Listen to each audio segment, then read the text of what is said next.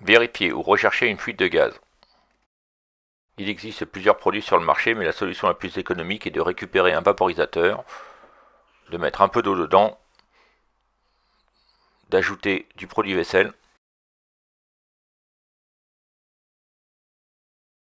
Voilà, on obtient donc un mélange qui réagit facilement, qui va faire des bulles dès qu'on va trouver du gaz ou de l'air qui fuit quelque part.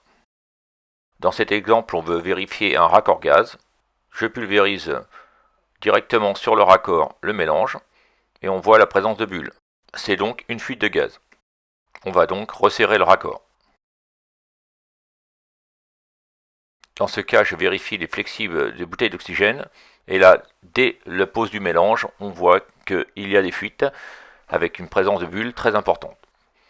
On va donc resserrer le raccord avec une clé et on recommence la procédure en reprojetant du mélange.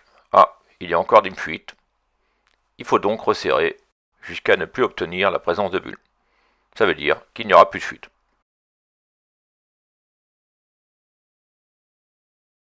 Ici, je vérifie les bouteilles d'acétylène et les branchements. Mais si on regarde bien, on voit qu'il y a quelques bulles. Bon, c'est pas énorme, mais comme c'est de l'acétylène, on va vérifier le serrage du raccord. Ah, vous voyez, il y avait quand même encore un quart de tour à serrer.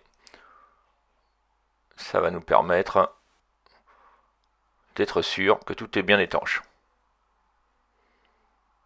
Voilà, là c'est bien. On va vérifier une autre bouteille pour finir la vidéo. Pareil, ici, on voit une présence de fuite. On prend une clé. Attention, là ce sont des raccords gaz, donc du coup le serrage est vers la gauche. On finit bien le serrage jusqu'au bout. On vérifie à nouveau. Et là c'est bon, il n'y a plus de fuite.